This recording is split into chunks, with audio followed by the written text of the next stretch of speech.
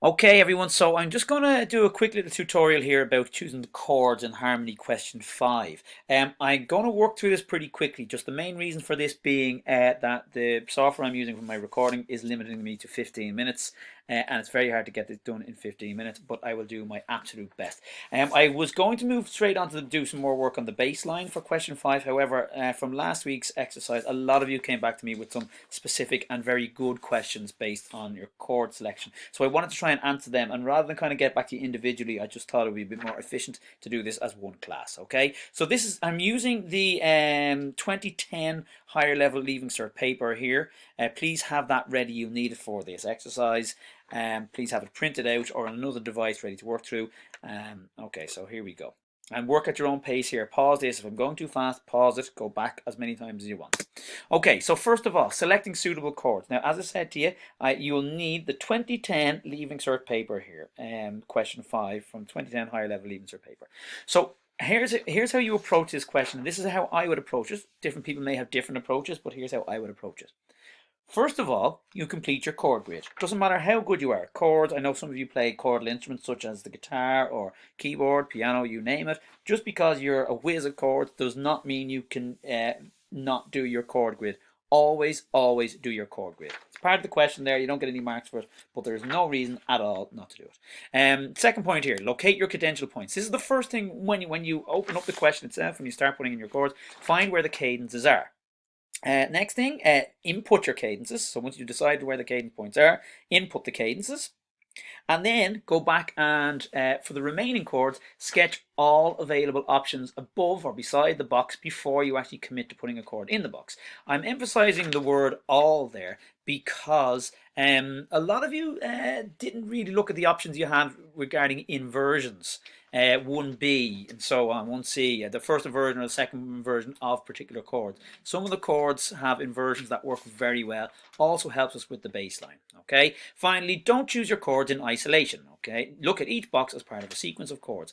So just because a chord might work doesn't mean it's the right chord to use. Now you will pretty much, like, bar a few specific examples, you will probably get marks for the chords if the chord works over a particular note. However, you won't score as many marks as you could unless you look at the phrase, the overall phrase. So all the chords available to you in a phrase, not just over a particular box. Okay, so now first of all here, guys, please have the 2010 higher level composing paper question 5. Have it ready, print it out. You can print this out from there or have it open on a different device or write it into your manuscript copy. Before we start this, please, would you all have a go? Would you attempt to do the chords, do this? So actually do the question, not the bass line. Don't worry about the bass line. Just have a go at inputting the chords there yourself, please. So pause the video while you do that. Take as much time as you need, and then we go through it ourselves. Okay, so first thing is input your chord map. Take your time inputting your chords, or your chord grid rather. Take your time putting the chord grid in. If you make a mistake here, it can be very, very costly. Particularly if you're using chord symbols, as I use chord symbols. Make sure that, for example, if it's a minor chord, 2 or 6, that you have that M after the chord name. Okay, if you don't, it's a wrong chord. Okay, so just be clear on that. Okay. Now, first thing is finding the cadence points. Now, take your time with this, okay? A lot of you, like most of your questions were with the exercise I gave you last week, surrounded cadence points, okay? For example, there was, I know a few of you said, sir, I've at the end of line 2, I couldn't find a cadence that worked. Well, here's the thing about cadences. They're always at the end of phrases, not at the end of a line. Don't look at this piece of music in terms of like lines of music. It's phrases of music. Generally speaking, 4 phrases of music, like your melody writing exercise. Okay. Now it will probably be at the end of every 4 bars. That's the most likely place for cadences. Okay. However, it's not the only place for cadences. It could be at the end of. You could have a 3-bar phrase. You could have a 5-bar phrase. That's unusual, but it has happened before. Okay. And so you need to be able to kind of like try to sing the phrase to yourself, or at the very least sing the rhythm. Okay, the rhythm will be a strong indicator. When you feel that the rhythm has come to a rest or it's reached its natural end, that's the end of a phrase. The last 2 bars of the phrase are the cadential points or the cadence points. Okay, the last two chords of the whole piece will be either a plagal or a perfect cadence. So it'll either go 4-1 or 5-1 at the end. And then I'm stating the obvious here, guys, but know your cadences. You must know what a perfect cadence is. You must know what an imperfect, a plagal, and an interrupted cadence are. If you don't learn them, you haven't got a chance of doing this, okay? So you have to learn them, please, okay?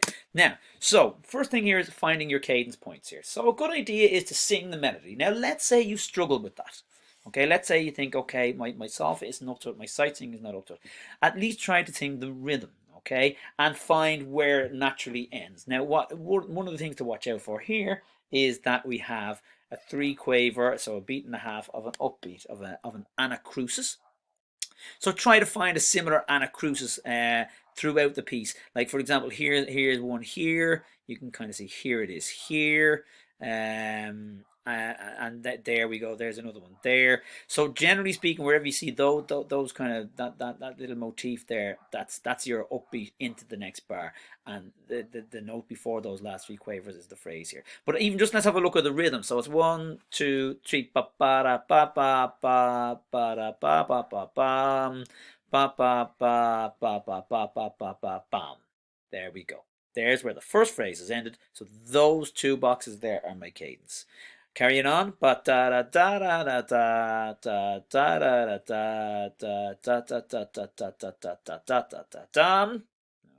end of a phrase there.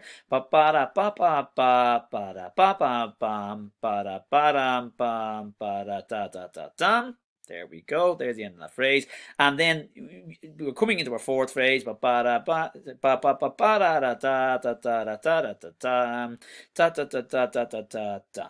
Okay, the last 2 bars will always be a cadence, and will always be a perfect or a plagal cadence at the very end, 5-1 or 4-1. So locate your cadence points and then put in your cadences. Okay, so look at the chords available to you. Okay, so here we had 1 or 1C going to 5 available to us. Now I tend to work out my options in Roman numerals and then actually put in my chords in standard chord symbols. So 1 to 5 was the cadence there. Okay, so an imperfect cadence. Next cadence point down here, we had 2 to 5, because we had a B flat, a C, a B flat, and an F. 1 point here. When you're harmonizing, when you need to, if you're wondering what notes to harmonize in the chord, look out for leaps. So there's a leap, a B flat to an F. It's not working in step there.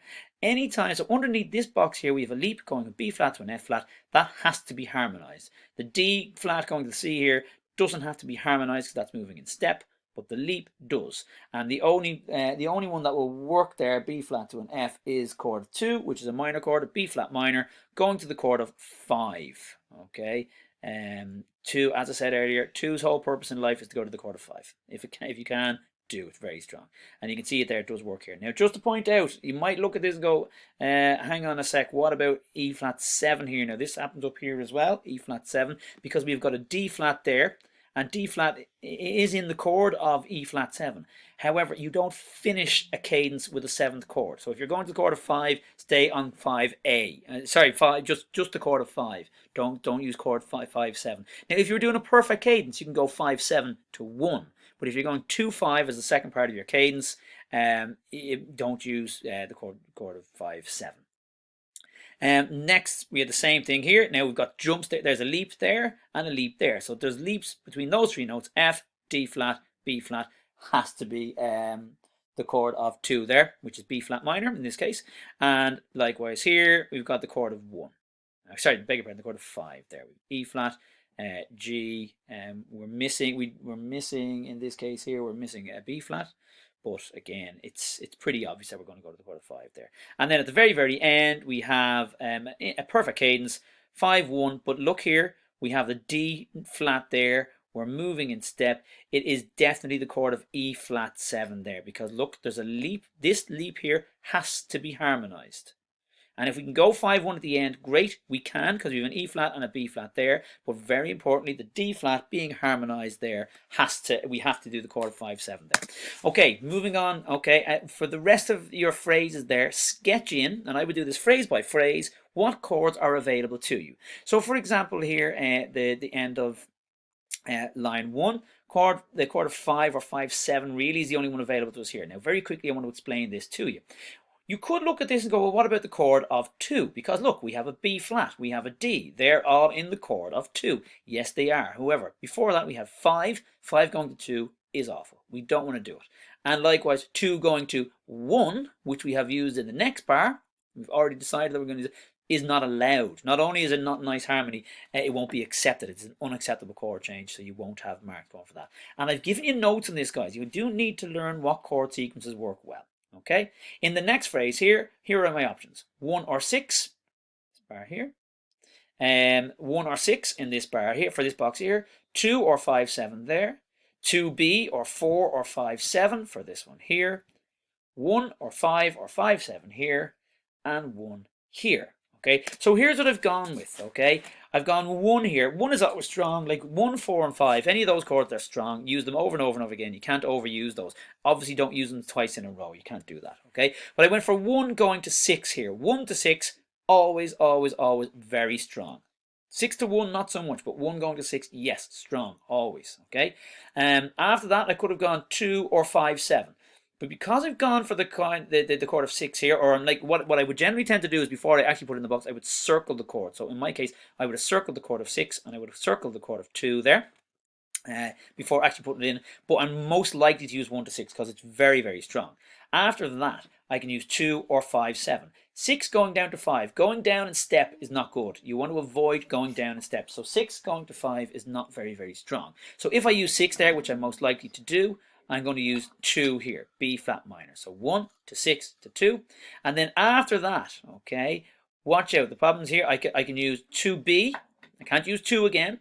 I can use 4, or I could use 5 7. Okay. Now, because I've used 2 there, 2 going to 4, going up in thirds is not strong. 2 to 4, 4 to 6, not strong. So rule it out. I could use 5 7 here, but because I'm likely to use 5 or 5 7 up here, I'm going to stay away from it there. So I'm going to circle at this point here the chord of 2B. This case here, okay, I can have 1 5 or 5 7. Okay, and again I use 5 7 here because we have the D with the E flat there. It's a passing note, but still it's strong to go to E flat 7 there. So the sequence I use there is 1 6 2 2B 5. So like we said, 2 to 5 always strong. You want to do it wherever possible, and then going to 1 there, 5 1, followed by cadence 2 5 after that. Next, okay, we options for this next box here: 1 or 6, 1 or 6 here as well. So again, I would probably circle 1 going to 6 there as I'm going along because it's really strong. 2 or 2B or 4. Okay, so we'll have a look at this. Just keeping in mind, 1, yeah, 6, strong. What do we keep in mind? We're going 6, okay. 6 going to 4 is strong. And that's what it did, okay. 6 going to 2 is not strong, okay. So 1, 6, 4. And then I have 4 going to 2. I have my cadence here, 2 going to 5 here. Okay. There's nothing really that I want to point out there. Just to point out that when I was doing this here, the E going to the C flat there, sorry, down here, because we have an F going to a D, that D flat and F, that has to be harmonized there. So that's why I went for that, okay, D and F. If I use the chord of 2 there, I wouldn't be able to use the chord of 2 there. Okay, watch now for that. Finally, down the last phrase, okay, 1 1B or 6, 1 1B or 6 again here, 2 2B 4 or 4B, 2 2B 5 5B or 5 7, 2 2B 4 4B.